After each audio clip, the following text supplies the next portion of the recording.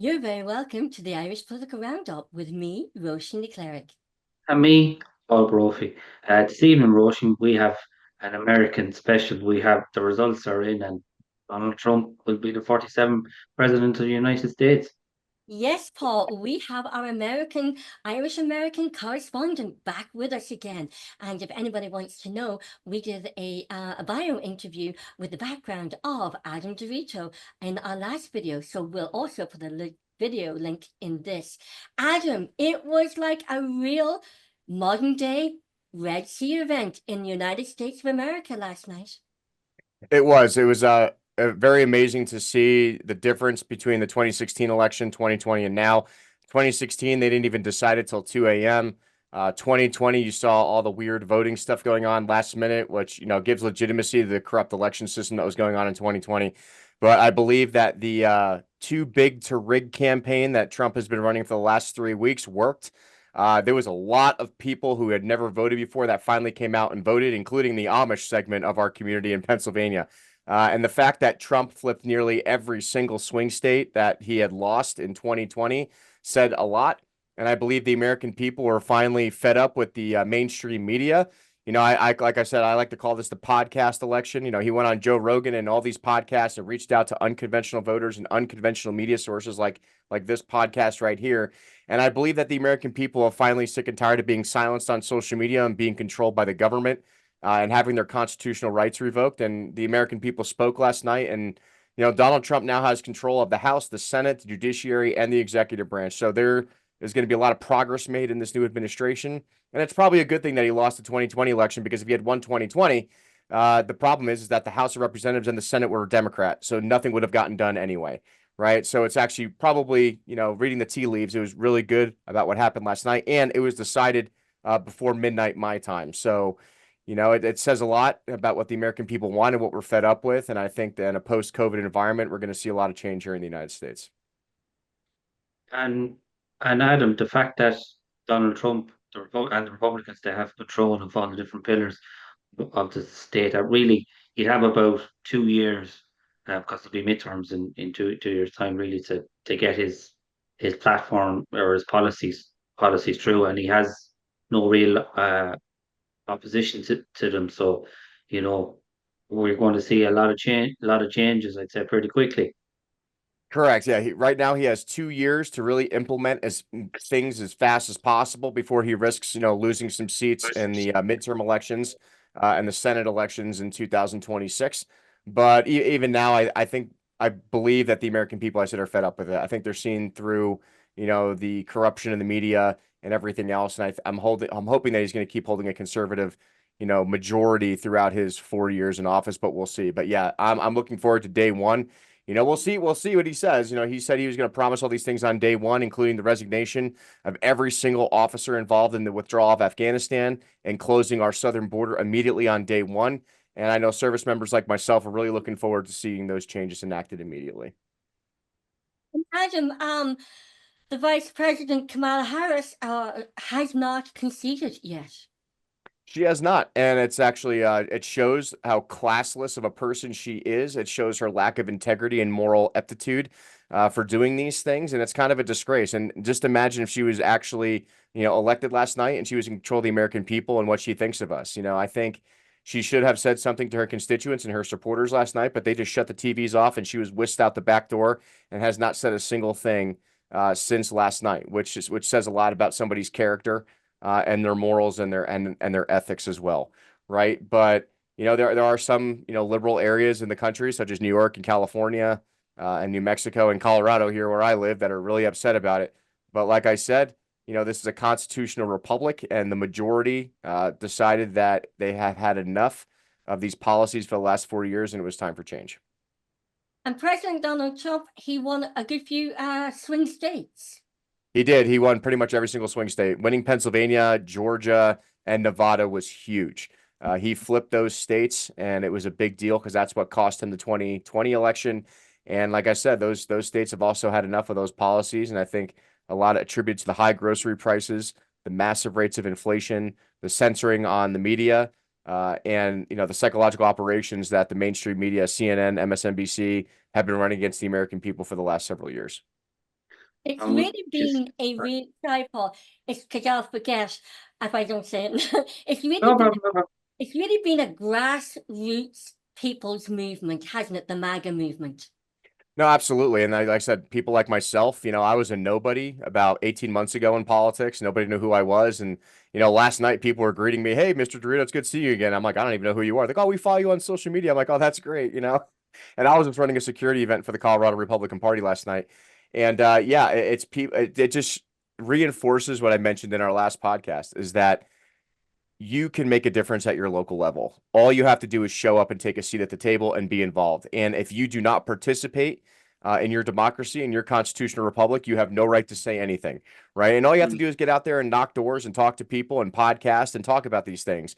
And I believe we did make a difference, especially the guys I work with in the Common Sense Network. I'm hoping that we were able to draw Trump some, but even if it was 100 votes, it's 100 votes that he didn't have before. And, people like myself who really started reaching out to the disaffected Americans, especially the disaffected veteran community. Like I said, a lot of veterans in the United States wanted nothing to do with politics after the withdrawal of Afghanistan. They kind of gave up hope and said, "I don't want to be involved in either party." And hopefully we brought some of them back saying, "No, it is important that you never quit. It is important that you participate and be involved in your local elections and be involved. Because if you're not, we're going to lose this country." And I think they spoke out last night as well. And Adam, would you say with the economy and inflation were probably the two big issues of this election, which Donald Trump has ultimately won? No, absolutely. And even this morning, we're seeing stock trading is going through the roof. Bitcoin is at its all-time high price in Right. history. So there are companies that are already making moves. They are planning on moving back to America, and all the lies that were told by the Democratic Party that Trump is going to ruin the country and the economy. We're already seeing the economy turn around, and he's not even president yet because all these American companies, CEOs, and international companies now as well are realizing that we now have somebody who is a businessman, who's not a politician by trade, who is willing to do the work, who's willing to make deals, who's willing to create world peace. And I think that's what so many people around the world are excited for, is that somebody who is outside the system is finally breaking that system in half.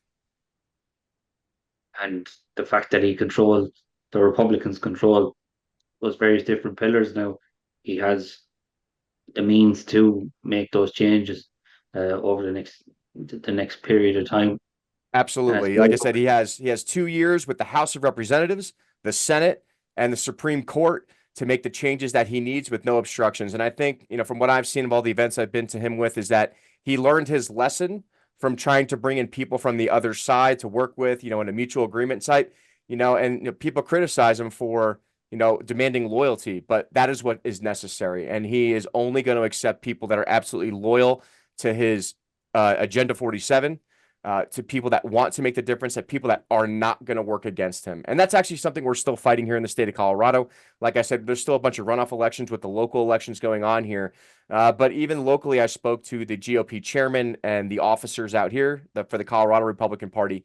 And we are determined now to remove those Republicans who were working against Trump and working against his policies that were working with the Democrats. Because if we do not remove them from their positions of power, there is no way that any change can be made, because they want to have their old school political meetings with their cigars and whiskey in the back rooms. And that stuff just cannot happen anymore. This country is demanding change, and we have a responsibility to the American people to make those changes. Adam, what happens next now? Because as we mentioned in our last video, a lot of people here in Ireland don't understand American politics. We have a different political system here than what they have over the pond in the UK. And we have, to our left of us, and then to our right of us is the United States of America. So what happens next now? So right now, the next month and a half or so, or 2 months before the inauguration in January of 2025, on January 20th, there's going to be a lot of lame duck presidency actions that are going to happen. Even Donald Trump did the same thing at the end of his tenure in 2020. So there's going to be probably some legal pardons. Even Trump's pardoned Steve Bannon and Paul Manafort and a couple of those other guys that were involved in those ridiculous convictions in our judicial system, where the Democrats were using the legal system against them. So we're probably going to see some outrageous executive orders passed by President Biden and Vice President Harris. They are going to try to probably claim illegitimacy in some of those races and elections, but I don't think it's going to go well for them. I think people are tired of hearing those talking points. But really, nothing's going to get done because nobody cares. Everyone knows that Trump is coming into office in January of 2025. And like I said, he's already probably making phone calls to world leaders right now and setting up meetings and also working on the transition team. So Trump now is going to go out and he's going to spend the next probably 2.5 months vetting extensively this time, not just on recommendations of others who've worked in DC, but I think he's getting rid of all those people. And especially with people like Elon Musk and Tulsi Gabbard and JD Vance, they're going to be working on the government efficiency office. Like I said, one of the most ridiculous things in the United States is we have 450 different government agencies. 450. And I don't think a single politician can name all of them.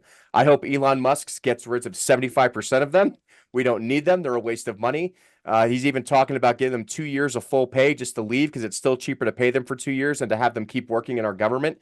It's a massive bureaucracy. And I think a lot of, implanted bureaucrats are going to be upset with that. But we can save this country trillions of dollars just getting rid of unnecessary personnel. I'm looking forward to see his tax reforms, his border policies, and also, like I was talking to Paul beforehand, reforming our U.S. military. I know one of my biggest issue on this election was Afghanistan, the withdrawal of Afghanistan, the absolute disaster that was, and how disrespectful that was to my brothers and sisters I've served with over the last 20 years since the global war on terror started after 9/11.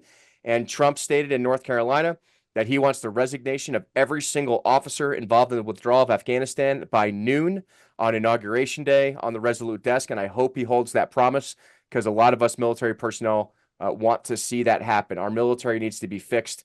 And we want to start rebuilding our relationships with our allies, whether it's the UK, whether it's in Australia, in Eastern Asia, all these countries, because we've destroyed those relationships over the last 4 years.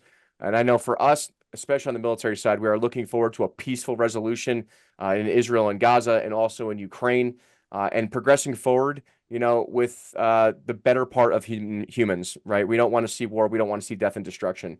And we're really betting on that Donald Trump is going to bring those changes to us. Yeah, and I suppose another interesting thing that I came across was that if you look at where Donald Trump picked up his votes, like nearly every sector, if you want to put, be it Latinos, be it Arab, Muslim, Arab, sorry, he did very well in areas that you'd think, no, you'd be surprised actually, should he really? But he did, so whatever he's doing, it certainly resonated with people.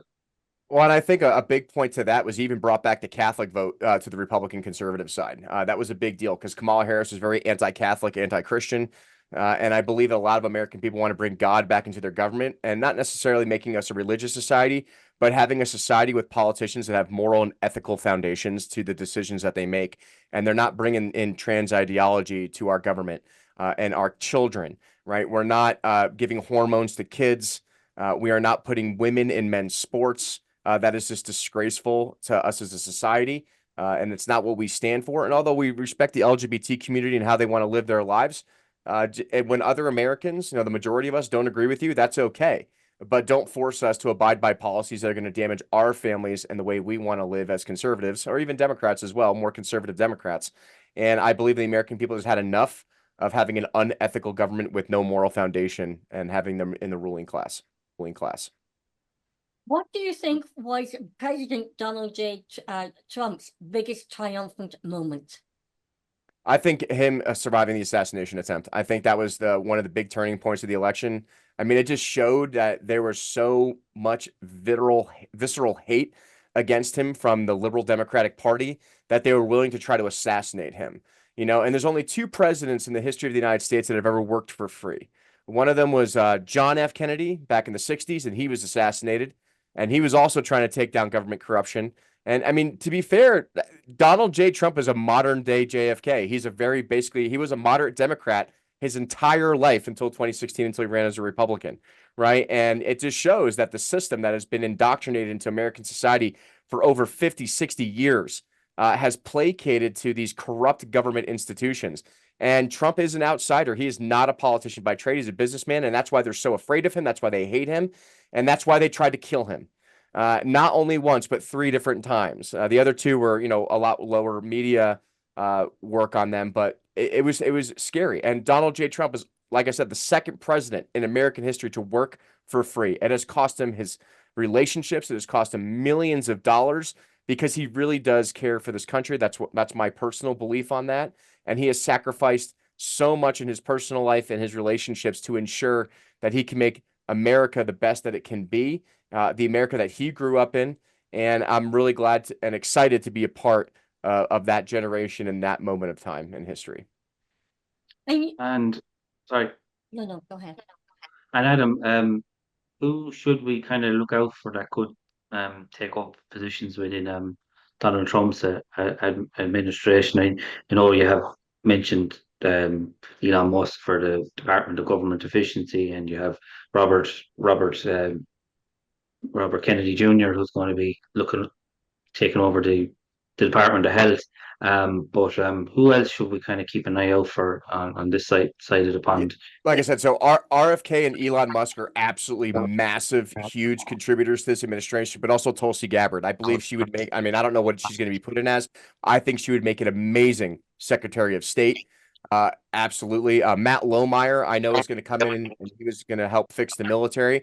Personally, I would love to see him as Secretary of Defense. I don't know if he's going to be appointed in that high of a position, but I would love to see him involved in some point, at least in veteran affairs or something to that effect. I know Wesley Hunt in Texas, also massive African-American congressman that I've worked with down in Texas, and Brian Donalds, Matt Gaetz, Lauren Boebert. There are so many good America First conservatives that won their elections, and I'm excited to see them being brought in. And I'm also excited to see who he's going to select for the Secretary of the Treasury. That needs massive federal reform on the banking side as well. That has been massively corrupt to fix our inflation issue. But like I said, Donald Trump learned his lesson from the last time. He even admitted on Joe Rogan he made mistakes in selecting some of those people based upon others' recommendations who lived in D.C. and had more experience in D.C. But Donald Trump doesn't need any suggestions from people in D.C. That's the main problem. I think he's more than capable of making decisions by himself. And also, J.D. Vance is extremely smart and also will be a very critical asset to selecting those new cabinet positions as well. So Tulsi Gabbard, RFK, Elon Musk, Matt Lohmeyer, those are definitely people to look out for the main offices moving forward here in his administration. Do you think the Democrats will accept defeat gracefully? No, absolutely not. I don't believe that they will. I think they showed their cards last night. And I think there's still a risk of political violence here in the U.S., but I don't believe they're going to be as effective as they were in the past because I think a lot of people are just going to snub it out because they're like, hey, you guys did this for 4 years with the George Floyd riots and burning down our cities and police stations, and I think Americans are done with it, especially out in conservative areas where I live. If we see that stuff going on, we're going to stop it pretty quick. But yeah, there's still a risk of some political unrest, and there's going to be a lot of talking heads on the internet. But at the end of the day, you forced us to accept the results in 2020, and we also expect you to accept the results of 2024. Where does the Democratic Party go from here, Adam? Well, hopefully they look inward and they realize that, yes, there are always going to be Democrats and liberals in this country. And hopefully they go back and they reform their party and they also start removing people that have destroyed the system for them, including influence from the Clintons and the Bidens and the Harrises and all these people, even Mark Cuban and all these big liberals here in the United States. I think they're going to have to look inward. And if they want a chance at serving in office in the future, they're going to have to really select better candidates that represent what the American people want versus their own personal interests. And I hope they take that to heart and they work together with Republicans to make our country better and stop being so oppositional in everything that they do. And Adam, there's something I think is very gracious is the First Lady, Melania Trump. She's amazing. I love that lady. She's such a graceful, quiet person, and she cares a lot about children and schools and everything else. But my favorite part about Melania, I love how she decorates the White House for Christmas. Yeah. She really brings back the class of the American historical aspects of the 1700s and 1800s here in the United States. And she really brings back the grace and elegance and the prestige of how important the presidency is and how the White House should represent all American people and not just minorities that are trying to influence the greater American population. And she's also an immigrant, I mean, like she fits all the categories, right? Like she just, going down the line, she is what being an American is all about. And I'm so happy that she gets to help President Trump, fulfill those needs and show what good family values are. And I know a lot of people like to talk shit about the Trump family, but the Trump family is so great. Eric and Don Jr. and Barron Trump, I mean, they're just such professional, amazing people and how they carry themselves. And I'm hoping that they're going to be involved in politics in the future, even after Donald J. Trump is done with his second term. So, And Adam, in Ireland and America, we have such huge connections going back centuries. We have a lot of US companies that are based here in Ireland. If Donald Trump does make those changes to corporation tax and he gets to bring some of those companies back, how, how do you think Ireland is going to fare out of this? so I think that Ireland's going to go fairly well. I think most of the tariff discussions were mostly focused towards countries that have not willingly worked with us, such as China, Mexico, the Philippines, Taiwan, things like that. We were forced to comply with their demands because they provided products and we didn't get anything in return. But I think Donald J. Trump has much more transparent. If you work with us 100%, we'll work with you 100%. And I know the UK and Ireland and most of Western Europe is willing to make those business deals. That's what Trump is. Trump is a businessman. He wants to be a business making deal person where, yes, we want to bring some American manufacturing back and everything else, but we want to make our allies prosper as much. But if you don't want to work with us and you want to try to force us to buy your EVs and force us to buy your computer chips, then yes, there's going to be 1,000% tariff, so to speak. And we're going to bring all those jobs back to America and not work with you at all. So like I said, it's kind of one of those things where you either join the team or you're kicked out of the club. So I think Yeah, Ireland's going to be just fine. because some of the commentary here, Roisin, you were agreeing, God, you swear that the sky is going to fall in. It's just absolutely, there are people who are not very happy with the outcome, but I think what you're saying makes a lot of sense. Yeah, like I said, Ireland is not an adversarial business country towards the United States like China is. It's a very, very different relationship. And I said, I think Donald Trump is going to be much more willing to work with Ireland and Western European nations because if we don't, that is going to be actually the critical standing point to ending the war in Ukraine, is making Europe much more economically and militarily stronger, and in order to reduce our involvement, right? We don't want to be involved heavily in those nations to counter Russia. We'd rather you guys do it yourself and have the resources to do it. And the only way to do that is to reinforce Europe's economic and military power. And we can do that if we come up with good trade agreements like we discussed in the past. So, Yeah, I'm going absolutely. to I'm going to share a photograph and oops, there we have of Simon Harris, our Taoiseach, and he's Yeah, made an announcement today. And note, he's wearing a red tie. Is that a yeah. coincidence? And Simon Harris said, "Congratulations to the US-elect real Donald Trump on victory. The people of the United States have spoken, and Ireland will work to deepen and strengthen the historic and unbreakable bonds between our people and our nations in the years ahead." So, they've come out straight away, first out of the stables, and wearing the famous red tie. that's great. Good for him. Yeah. So it's, America is the greatest nation on earth, and President Donald J. Trump is the most powerful man in the world. Yeah. He is. Like I said, he technically is the most famous person in the world right now. And like I said, he has that grandiose personality that, some people reject it. But like I said, in my opinion, he's a really easy guy to get along with. I've worked with a lot of his people in the past, and they're just such fun people to work with. I think they're hilarious. Like on a personal level, all the conversations I've had at Mar-a-Lago with these guys, like they're actually funny. Like they're actually down to earth people that you invite over to dinner at your house, and oh yeah, they're great. But because they're actual family people. And I said it's one of the biggest things is we need to elect more dads. You know what I Yeah. mean? Like we need to elect more people that have families, because when you have something at risk and you're going to lose the rights of your children and moving on to the next generation, then you want to make sure you're making those ethical decisions. And Yeah. like JD Vance said, we have a bunch of childless cat ladies out here running this country. And that's true. And it's, I know it sounds a little harsh to say that, but for the past 4 years, there has been a lot of liberal LGBTQ women or men involved in the system that don't have anything to lose.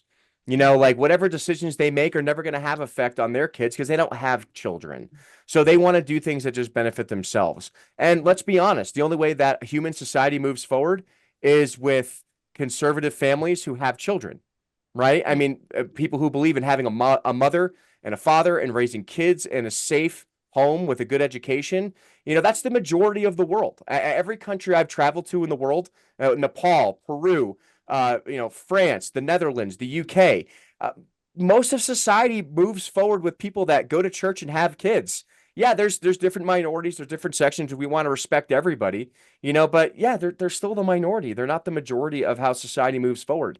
And society can't progress without good, morally educated children that want to take over when their parents die. And I think having good family-centered people, whatever religion or race or creed you come from, is the way we progress our world society. And I think the Trump family really does represent that, whether people want to disagree with me or not. And it's also giving an open door for people, even in Ireland, that it is okay to have families. It is okay to have a father and a mother in the home.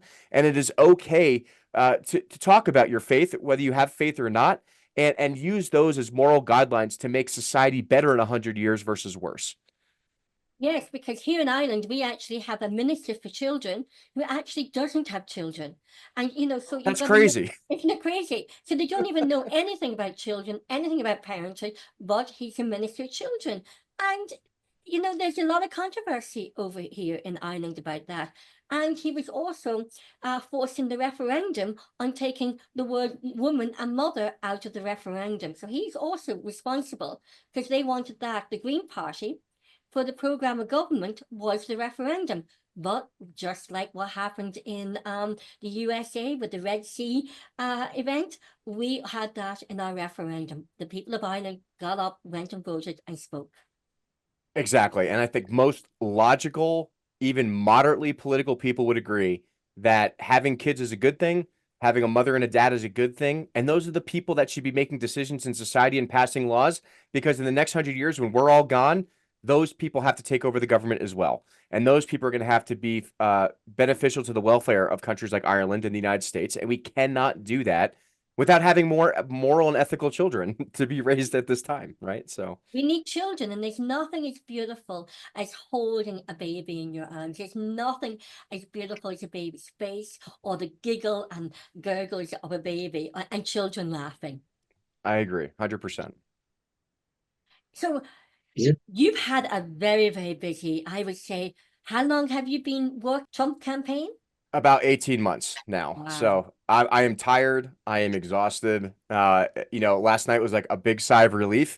But I a lot of my friends last night, they reached, hey man, great job. You guys did so much hard work. I said, well, it's just the beginning, right? We got the work to get him elected, but now we have to pass the laws. Now we have to make the actual changes, and it's going to be a fight. It's going to get dirty. I know there's going to be a lot of opposition because we're forcing these people to change. And just like passing the DeRito Act, like the act that I work on specifically for military veterans here in the U.S., well, now it's going to be circling the wagons around our constituents that we supported through the election. It's going to be pushing those things to Congress because, like I said, we only have 2 years before we have another, possible change in the Senate and the House and the House of Representatives, right? So we need to work even harder now and never give up. We can't lose this momentum. We need to make sure those executive orders and laws are passed, and we know we need to make those changes. We basically need to do the things we said we were going to do during this election season, right? We said we were going to make all these changes. We said we were going to make all this progress, and it would be an extreme disservice to the voters and the American people if we don't do exactly what we said we were going to do. We're not Democrats. That's what Democrats do. Democrats make all these promises and say they're going to make all these reforms, and then they never do. And then Nancy Pelosi's stock portfolio just works incredibly well, right? And I told guys, hey, we're going to keep podcasting. We're going to keep pushing these initiatives. We're going to keep recruiting veterans, because now I said, well, now it's time to recruit even more veterans to run in 2026 and looking out to 2028. We can't we can't stop and let them take back over the system, right? We have to keep pushing and working even harder now that we have Donald Trump back in office. So, Yeah. Don't know whether this is a relevant question, but in 2028, will Donald Trump be allowed to run because he's served 2 terms, or because he was in, out, and back in again? Can he yeah, so serve there's a lot again? of controversy around that, but the way the Constitution is written, only a president, especially after FDR, because he served 4 terms during World War II, a president is limited to 2 terms, period. So he will not be able to run after 2028, and which I have seen in the Trump campaign. It's actually been a big initiative where he wants to get young Americans in politics over the next 2 to 4 years.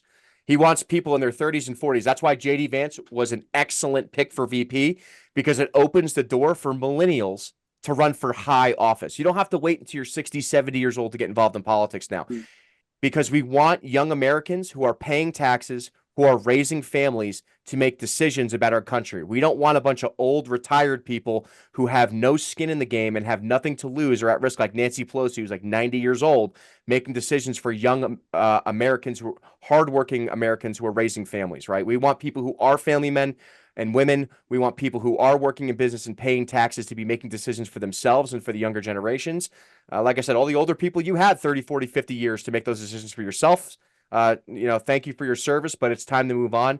And I'm really excited to see what Trump does over his administration in bringing in young, vibrant politicians, whether it's liberal or conservatives, into the government and try to reform the way we've done things for the last 200 plus years. So, And Adam, if you were in the inner circle there and you were talking to Donald Trump and you were advising him, and you'd say your first 100 days, what would you, if you were in Donald Trump's shoes, what would you be looking to pursue?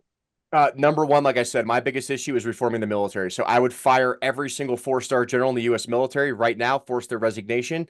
And I would start holding immediate interviews to replace the command for the Army, the Air Force, Space Force, Marine Corps, and Navy, and the Coast Guard immediately, because that is where we earn our bread, so to speak, is our military. That is our social influence overseas and everywhere else. That's our projection of power, is our military. So reforming our military, first and foremost, is absolutely essential to establishing trust with the American people. After that would be tax reform. I believe, he spoke about eliminating the federal income tax. I think that's going to be very difficult for him to do, but reforming our tax system by pretty much cutting the IRS in half, the Internal Revenue Service, and the Federal Reserve banking system. We don't need it. We can privatize the banks here locally between the states and get rid of this massive inflation. Stop printing money, and start paying off our debt. We are in trillions and trillions of dollars worth of debt, and we need to reform that system. In addition to that, I would also work on term limits for Congress as well. I think that has been an incestuous system, and I think that needs to be a constitutional amendment. That's going to be hard for him to do, but he could do it where we encourage people, if you're going to run for House, representatives, 6 years max, which would be 3 2-year terms. If you're going to do the Senate, maybe 2 6-year terms, right? So 12 years total. But that should be it. And his next biggest reform after that is going to be international trade and reforming, our relationships with countries like Russia, like I discussed last time, and then negotiating those tariffs. Hey, we could threaten tariffs all we want, but we're going to bring them to the negotiating table and reform those things. If you want to work with us, we'll work with you. If you don't want to work with us, we're just going to benefit America, right? We don't want to be an isolationist country. We don't want a Woodrow Wilson administration, right? We don't want to be completely isolationist, but we want to give countries the option where if you want to work with us, it's 100% open door policy. We could do whatever we want to make everyone benefit. But if you don't want to work with us, you're out of the club. And by doing that, that's also going to be placing sanctions on Iran, reducing the wars against Israel and everything else. We need to reinforce our relationships with these countries. And that would be my, if I was president advisor for Donald J. Trump, those would be the first critical issues that I would bring to him. So. And Adam, when you say, I've watched, I would say nearly all, if most, but 95%, 98% of the MAGA rallies. I have, and he was always going to Michigan, can't pronounce it, Michigan, and yeah. Detroit, where they are the car manufacturers. And he said he's going to bring back manufacturing to the United States of America, and where Americans are making American cars. That is a really good precedent, because he's bringing back the employment for American people. He should. And most Americans in reality are blue collar, industrial workers. We're the steam fitters, the welders, the electricians, the pipe fitters. And I think that's also another big reform thing he needs to do with our education system, Yeah. Getting rid of the Department of Education and everything else. Because I think college right now is a scam in the United States. You're spending $100,000 going to get an education and you can't get a job. And then Yeah. you're in all this massive amount of debt for years. But who is going to build the roads in the future? Who is going to build the bridges? And those are good paying jobs. I myself, I'm an industrial blue collar worker. I work in oil and gas. And without jobs like that, we cannot revolutionize our energy. And that's another big thing he needs to revolutionize too. Bringing back the construction of small modular nuclear reactors in this country, bringing up our baseload power grid by switching over to nuclear and getting off of coal.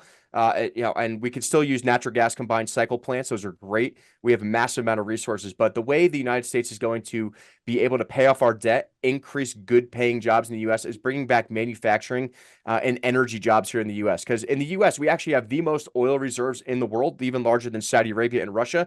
We just don't utilize them. We make all these crazy deals with all these ayatollahs and all these other dictators to use their oil and their energy. And the energy consumption is only going to increase, especially with AI and EV vehicles. So we need more energy, but we need to do it responsibly to conserve our environment. Like I'm actually an environmentalist. That's what I work in. I work in environmental in the oil and gas industry, right? But we can do it. We just need to do it the correct way, not the way the liberals have thought about it in the past, because wind farms and solar panels are not going to fix our energy consumption issues in this country. No, I agree with that. The wind panels. I mean, you even go on the west coast of Ireland, and all you see along the west coast, or the sea coast, is wind panels. And Paul and I, we went to the Fisheries Expo in Limerick. Oh yes, yes, yes, yes, yes.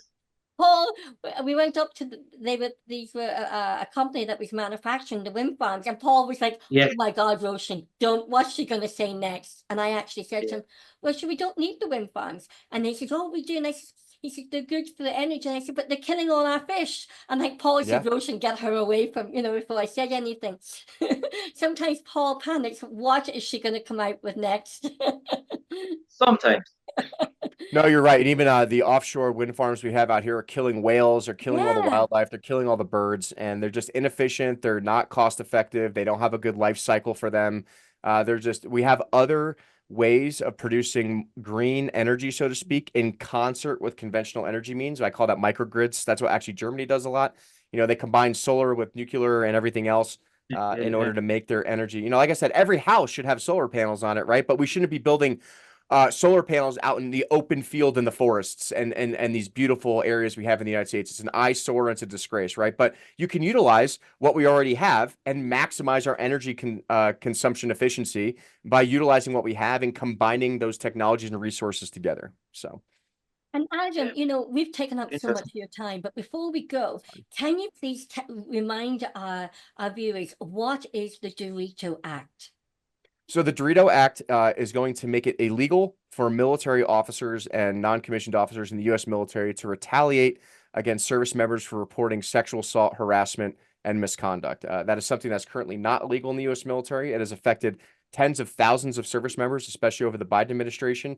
And we want to codify that into law to give these people justice and to make sure that our military builds back its integrity and trust with the American people. Because like I said, our military is our projection of power around the world. And if our military can't trust itself, then how possibly can our allies trust us to do the right thing?